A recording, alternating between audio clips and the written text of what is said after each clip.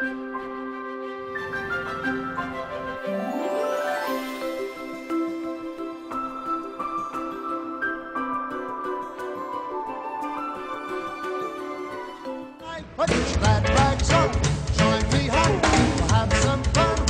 going to have Jim come up and talk about these reckless 20s that Papa had on. I wonder why they picked me to do the 20s. Because Jim had to go and put them to shame. Those are my most prestigious years, too.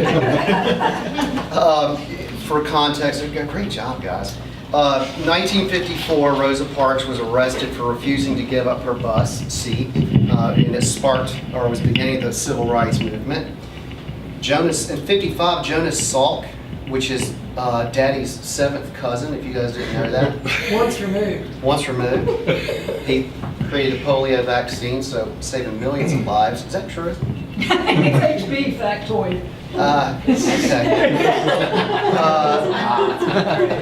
1955, I don't know whether putting McDonald's here, but I think Hardee's wasn't too far after that. We should be talking about Hardee's here, right? For family. Elvis Presley in 56 had his first hit of Heartbreak Hotel. Well, since my baby left me, well, I found a new place to dwell. Well, it's down at the end of Lonely Street at Heartbreak Hotel. In 57, the Soviet Union launched Sputnik into space, and the baby boom peaked. NASA was created in 58, and as the radio had done in the 20s, providing the masses with news and entertainment, so the TV did in the 1950s. Popular TV shows included Lassie, The Lone Ranger, Bonanza, Gunsmoke, and The Twilight Zone. Master's degree in entomology from Purdue. Dad and Sally, or my mom, were married in June 1955 at Greece Baptist Church in Rochester, New York. Family lore has it that Grandpa Barganier pulled some strings from his years working for Henry Ford and had the FBI do a background check on Harry. Because there was no way he was that squeaky clean. And you notice how evasive he was when he was there trying to pull out like anything bad you did when you were in like your teens, and the first thing he brings up, he was in Boy Scouts. It's gonna be like, you're being evasive, Dad. But at least we found out about the grade changing thing. Should have asked me. I know those stories. She was in Greenville by that time too. And they had their first child, Catherine Ann, on January 13th, 1957, in Lafayette, Louisiana, the only Hoosier in the family. Indiana. First question is, who is your favorite child and why?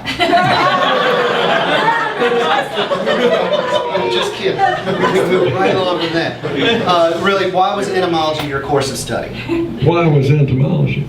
Well, I graduated from East Carolina College, actually. It was changed from East Carolina Teachers College to East Carolina College in April before I graduated in June. And my diploma still said East Carolina Teachers College. At any rate, I had thought that I might want to be a doctor, so I majored in science and decided before I graduated that I didn't want to study medicine. But I knew I did not want to teach high school biology. So I graduated and immediately went into the Air Force so I wouldn't be drafted into the Army. And this was during the Korean War. And while I was in the Air Force, I met a fellow airman who had been to Purdue as an undergraduate and majored in a program that wasn't in any other school in the country. And it was a specialization in the area of entomology called urban and industrial entomology. And that appealed to me. It included science, but I never visualized myself as an entomologist with a pith helmet and a butterfly net. But it had practical aspects to it. It was the application of science to control insects and protect commodities from damage. And so while I was still in the Air Force, I applied at Purdue, and Purdue is one of the Big Ten universities, and here I was applying from little podunk East Carolina University. They never heard of it. So they admitted me on probation into graduate school at Purdue University, and fortunately I succeeded. I was well prepared. I did as well as anybody from any other school coming from East Carolina. And I got my master's degree, and then at the same month that I got my master's degree, I got married. And by the way, I had $200 in the bank when I got married. And I had an aunt who was the widow of my Uncle Marvin, who started Ray Construction Company, which is still in existence. She sent me $100 as a graduation gift. And so I had $100 in cash, and we took a week's honeymoon driving through Canada and around the Great Lakes and back for less than $100. But when I think back, I had $200 in the bank. I knew I was never going to have any car trouble or any sickness or anything. I was just going to be fine. You know? That's why we didn't have any furniture when we got married.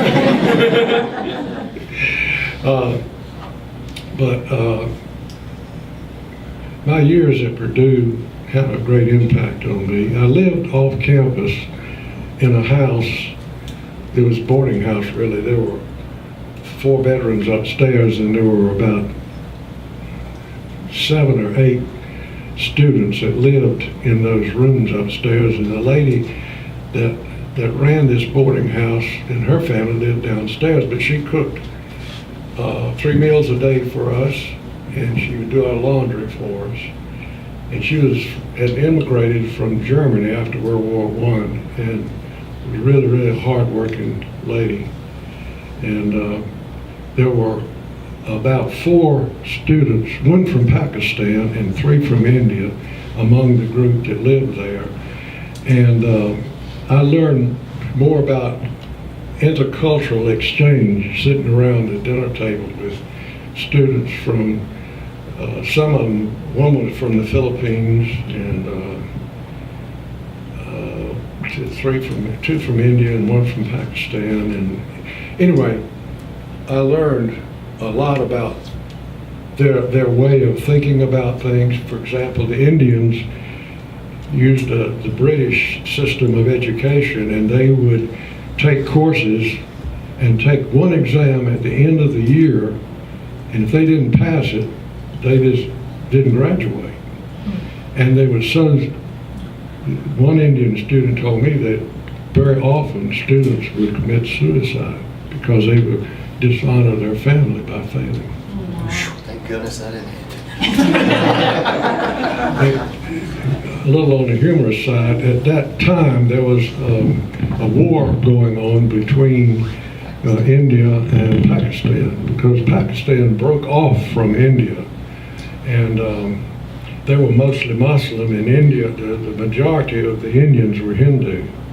And so this Pakistani student was taking flying lessons, and one of the American students there, who was a smart aleck, he said at dinner table one night in the presence of the Indian students to this Pakistani, he said, "I know why you're trying to learn how to fly an airplane. You want to bomb the Indians." And those Indian students were so serious about everything, it did not go over very well. And one time, one of the Indian students was the president of the Indian Student Association at Purdue, and they invited the Indian ambassador to come to the campus, and he brought this ambassador over to this house off the campus to have dinner one night. And they ate with their hands, and here's the Indian ambassador goes in the kitchen and washes his hands at the kitchen sink and comes in and eats. The German lady didn't know how to cook anything but curry, and that's all that she ever fed those students is rice and curry. But we had an Indian ambassador at our table one night. Wow, I did not know that. I thought I knew that stuff. Debbie?